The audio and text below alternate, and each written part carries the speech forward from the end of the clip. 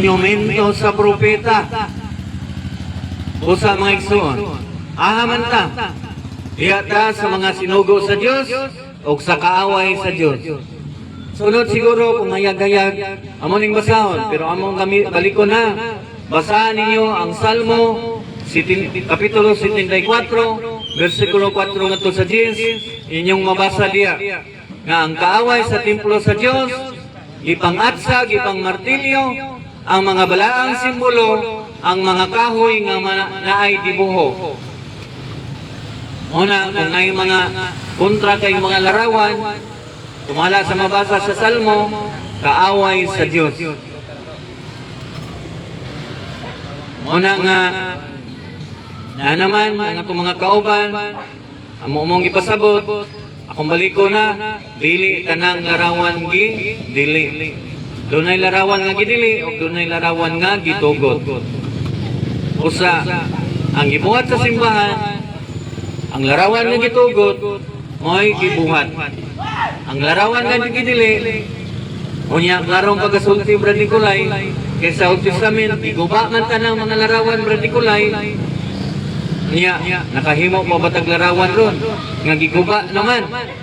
Usa, kaya wala man guba, Brad Nicolay, ang mga monumento sa mga balaan, munang nagyod may monumento, labi na masulod ka diya sa katedral, diri sa Tondipulog, pakita kag mga monumento diya sa mga balaan. Okay. Rosary 23, 16, 19, Brad Ronay, klaro kayo, na ang sinugo sa Diyos, wala guba ang larawan sa balaan ng mga propeta. Munang sa Episo Kapitulo 2, versikulo 22, nagingon niya, ipasukad kamo sa mga propeta o sa mga apostoles o ang batong sukaranan mao si Ginoong Hesus. Munang sa Juan 3:14, si San Juan nagingon, ingon nga giisa ni Moises ang bitin nga tumbaga dito sa kamingawan, kinahanglan igaisa usab ang anak sa tao. Mo nang natay crucifix. Giisa na to nadia si Jesus Christ sa crucifix. Unya kung magkuanta, magposisyon ta atong giisa. Juan 3:14 ingon si San Juan, ingon nga giisa ni Moises ang bitin nga tumbaga dito sa kamingawan, kinahanglan ang anak sa tao igaisa usab. Mo nang magprosesyon ta isa tanang crucifix nga naay Kristo. Kolosas 1:15, si Kristo ang makita nga larawan sa dili makita nga Dios. So kalarawa ang simbahan nga walay larawan sa akong katapusan nga pag tingog kung larawa akong simbahan nga walay larawan, simbahan nga walay Kristo. Kolosas 1:15, si Kristo ang makita nga larawan sa dili makita nga Dios. Brad Nicolay. Okay, salamat kayo Brad. No? Sa dili pa na ko yatang ni Brad Ronnie, magpatukar o natag music, no? Sa radyo pa ni natag advertise ba? Dito. Okay, salamat kayo no, Brad John, siya mo ang madasigon kayo na pagpambit sa kamaturan. Una nga, ibuhat nato na no, tungod kay kamaturan o sa itong Ginoo.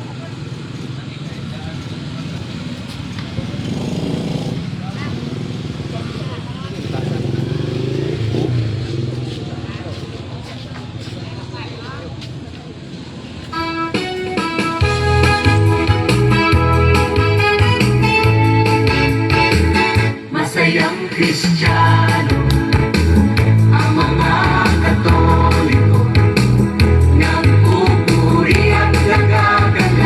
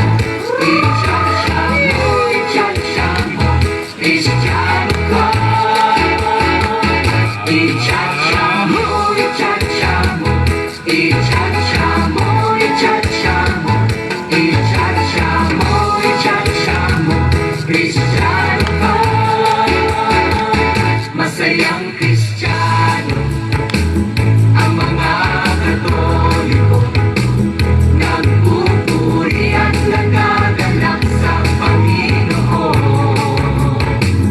Masiyahin tayo at manalangin nang matanggap ang kagalakan sa Panginoon.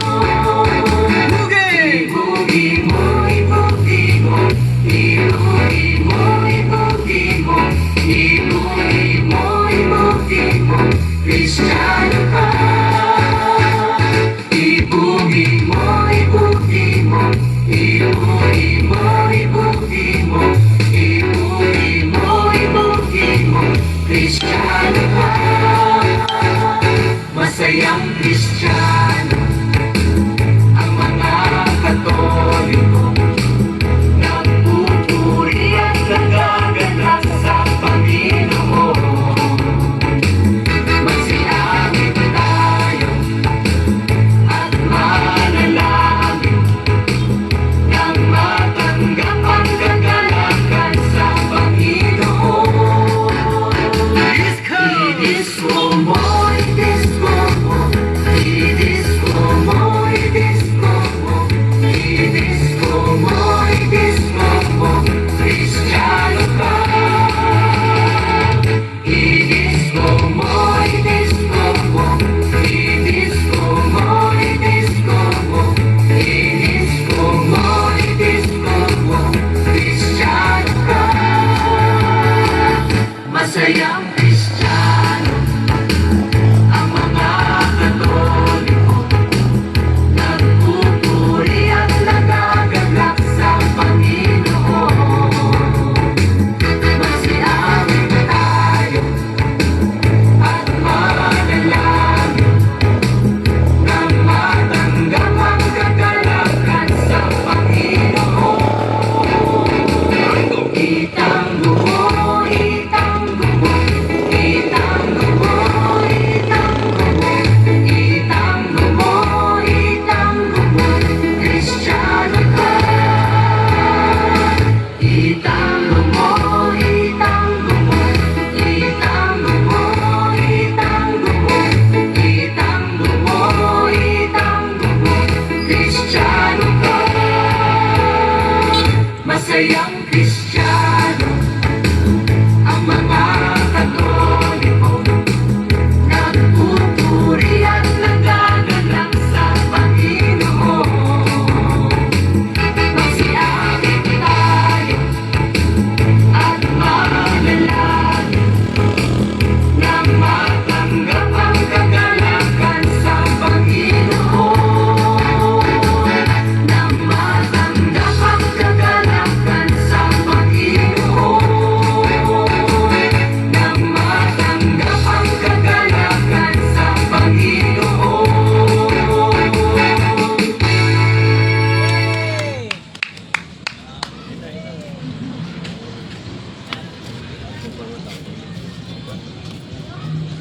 Disconnected.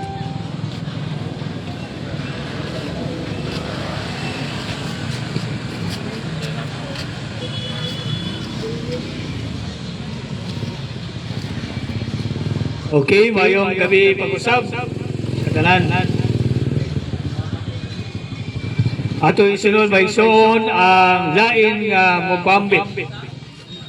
Ang kanhi pastor sa Pentecostal Church of God Asian Mission. Sobra sa napulo na katuig. O karon may balik na sa simbahang Katoliko. Dili gini sa ingong ordinaryo nga membro. Kundi pastor yun, no? Naagi gidala nga simbahan. Naagi gidala nga grupo. Pero open-minded man. Aminaw. No, mo na nga ibalik sa tinuod nga simbahan sa tong Ginoo. Wala siya karon ang ato ang Catholic Defenders kasabtangan nga Diocesan Vice President External Affairs sa Diocese of Dipolo. Unya usab aktibo usab siya sa Bible Apostolic. O sa St. John Human Parish Sikayab ning siyudad nato sa Dipolong. Ato yata may son kang Brother Rooney Asinero Castañares alang sa iyang panahon. Okay ba? Salamat sa tuang bibihon o kugihan ka MC. O nagpasalamat ta sa tuang mga kaubanan sa Bible Apostolate, si Brother Anselig, nga tuang mga Catholic Faith Defenders, si Brother Nicolay o si Brother Lorjon, nga membro usab sa Bible Apostolate, ang atuang mga kaigsunan dinhi sa Barangay Bukana, uban sa naglaing grupo sa Katilingban, ato ang mga barangay officials, ang ato ang mga kaigsunan sa naglaing mga pagtuo o relihiyon. Mayong gabi kaninyong tanan. Ano sa kita nining mga oras nga diin atong ipahayag ang naglalaing mga pagtulunan sa atong simbahan. Tungod kay kung walay mamahayag sa mga pagtulunan sa atong simbahang Katoliko, daghan kayo mga laing mga tinuhuan nga moingon sila nga sila mo'y tinuod. Una nga nagpasalamat ta nga namugbo na kining mo nga buluhaton nga ang mga Bible Apostolate, mga Catholic Faith Defenders nagahimo og pagsangyaw sa mga kadalanan aron ipaibalo nato sa atong mga kaigsunan nga wala kita nagpakabungol sa mga pagitabo sa ato ang palibot karon nga din kasagara sa laing mga tinuan daoton ang mga pagtuo sa atong simbahan, labi na sa pagtuong simbahang Katoliko. Una nga dugay-dugay na gyud nga mga panahon nga wala nakahimo ang mga Catholic Faith Defenders, Bible Apostolate pagtubag sa nakalaing mga atake, sa laing mga sekta, sa laing mga religion nga matod pa nila the Catholic Church wala nagtudlo sa kanatibukan nga kamatuoran. Mao na nga mahibalang kay gisunan ang simbahang Katoliko mao ni simbahan nga nagtudlo sa kanatibukan nga kamatuoran. Walay gisayloan nga kamatuoran sa atong simbahan. Mao gani ni nga kung aduna boy mga pangutana na dinha sa palibot kutob sa madugog nining maong sound system. Pwede mo mangutana unsa inyo mga pangutana kay ato lang tubagon sumala sa pagtulunan sa atong simbahan. Wala may galang kaigsunan nga nagpasalamat ta sa dako kayo nga approval sa atong simbahan, sa ato ang pura paroko nga maghimo ta nining mga buluhaton kay aron mas tayo kita nga ang simbahan daing Katoliko mo'y nagtudlo sa kamatuoran sumala sa balaang kasulatan. Ining taklaas ng gabiyon, magaingon ko kaninyo nga ato gayod nga punan o ato gayod nga hibalon unsa ang mapagtulunan sa atong simbahan. Ining takna tumisgotan pagbalik ang gitawag nato og larawan. Kay kaning larawan mga higala mga kaigsunan, daghan kaayong mga sekta, they are talking about the Catholic Church, that the Catholic Church worship the images. Wala atong klaruhon. Tungod kay muadto sila sa radyo, muadto sila sa television, nga ingnon nila kaning mga Katoliko gasimba og mga Dios-Dios. Una, klaruhon nato lang ilang mga istorya. Kay daghan kay mga Katoliko pod nga kulang pod sa ilang kibalo, motuo pod nga muingon ang mga mensahero sa laing sekta nga nagsimba daw kuno ang Katoliko Dios unya kay Katoliko man ka nga wala kayo nakabalos pagtulunan, motuo ra po kanila. Una nga ato hibaluon no atong hibaluon nga din ang simbahan dayang Katoliko wala gasimba og mga larawan ingon nga Dios kundili nagsimba sa tinuod nga Dios nga magbubuhat sa langit ug sa yuta. May ganang makaigsunan, subo kayong pamalandungon, kay naagyo tayo daghan kayong mga kaigsunan, nga nimbalhin na, gikan sa Katoliko, minggawas sa pagkakatoliko, mingadto sa laing sikta, kay nadala ni nga maong nga mga argumento sa pagtumo-tumo nila sa simbahang Katoliko. Mo ni nga naata karon din hining takna sa gabion nga ato ipasabot nga kitang mga Katoliko wala gayud nga simba og larawan ingon nga Dios kundi ang atong gisimba Dios nga magbubuhat sa langit ug sa yuta. Ang gisimba nato mao ang Santissima Trinidad, the Father, the Son, and the Holy Spirit. Now, mahigalang ba kaigsunan, ato kayong ingnon nga naabay larawan nga gidili. So atong isgutan larawan nga gidili. Una, ang larawan nga gidili kung simbahon yukuan ingon nga Dios. Matud pa sa Exodus 3 kama hangtod sa 4. Matud pa din ha nga dili daw kuno ka maghimo og Dios nga simbahon. Ang simbahang Katoliko wala gyud kahimo ani. Wala gyud kahimo ang simbahang Katoliko og Dios yukuan ingon nga Dios. Kay mao tayo na ni ipasumangin sa laing mga sikta nga ang mga Katoliko daw naghimo og mga larawan nga simbahon ingon nga Dios. Pero kitang mga Katoliko, wala kita naghimo og larawan nga simbahon ingon nga Dios. Matod pa diha sa Exodo 23 hangtod sa 4. Og Deuteronomy chapter 4 verse 16 to 19 og buhat 17:29 matod pa bisan ang larawan sa tao idili sa pagbuhat kon isipon nga Dios. Ang pagtulunan sa atong simbahan, dili gyud pwede nga magbuhat ta og larawan sa tao nga simbahon ingon nga Dios. Dili gyud pwede. Naabay larawan sa simbahan nato nga gisimba nato adlaw-adlaw nga ingon nga Dios. Wala. Mugna lang na sa panguna-una sa laing mga sekta kay aron daoton nila ang pagtulunan sa simbahang Katoliko. Na wala kita magbuhat og larawan nga isipon nga Dios nga mao na atong simbahon. Kondili gingon ako ganiha ang gisimba sa simbahang Katoliko ang Santissima Trinidad, the Father, the Son, and the Holy Spirit.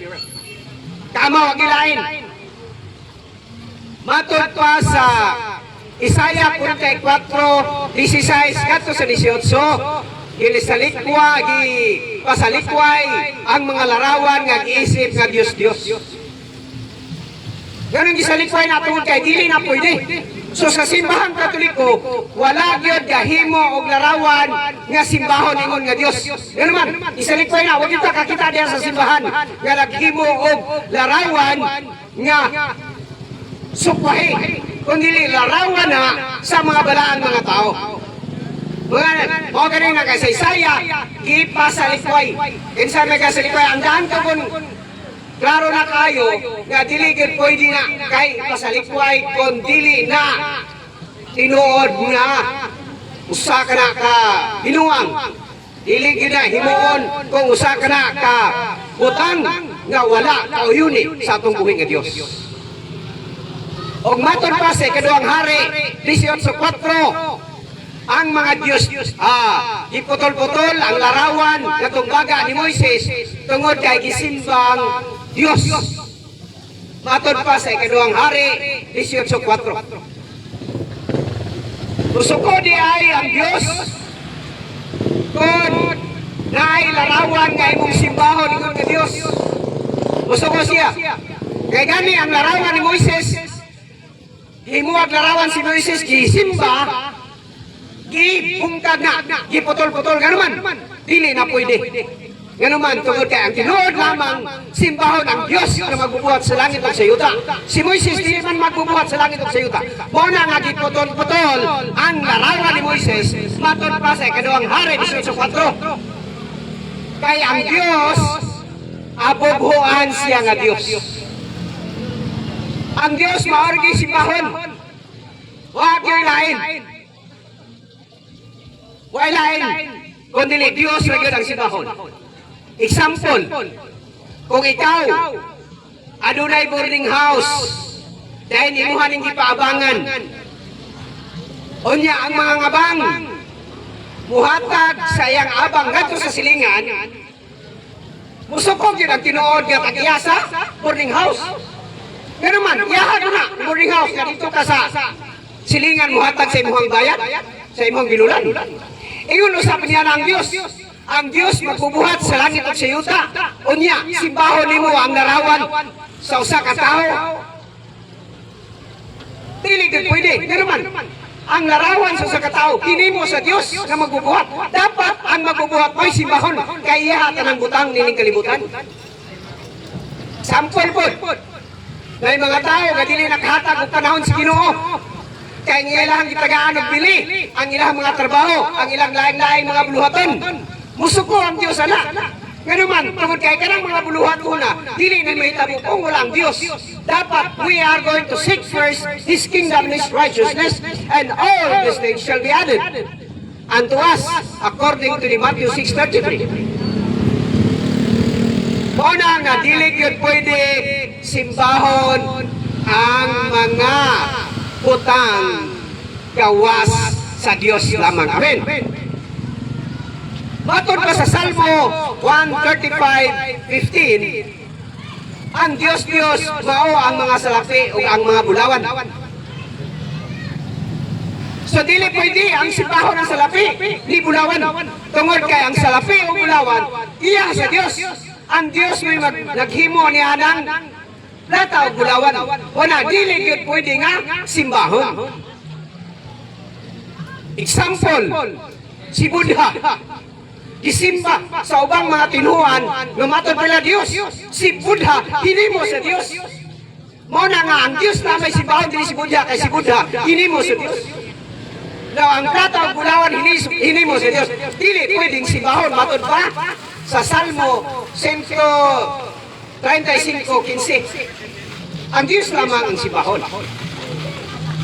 O matod pa sa Leviticus 26:1, gisaway sa Diyos ang naghimog larawan isip Diyos. Gisaway sa Diyos ang naghimog larawan ingon nga Diyos. Sumusukog yun ang Diyos kung maghimo-himo ka og larawan. Nya, imong simbahon, ingon nga Diyos. Matod pa sa Leviticus 26:1. Klaro kayo ang iyang gipamong. Kay dili gyud mo tugot ang Dios nga maghimo ta og larawan, simbahon ingon nga Dios. Matod pa sa Isaiah 44:6 hangtod sa 7. Paghukman sa Dios ang nagbuhat og larawan, isip Dios.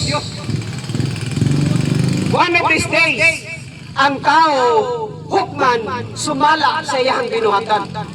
Kung atong binuhatan, nagsimba kang Diyos, isiingon nga Diyos, hukman ta sa uabot ining panahuna. Ganun man, tungod kay dili gyud pwede, nag-ingon ang balang kasulatan, dili gyud pwede nga maghimo ta o Diyos, ipulihan nato ang Diyos nga matuod nga naghimo sa langit ug sa yuta. Dili gyud pwede.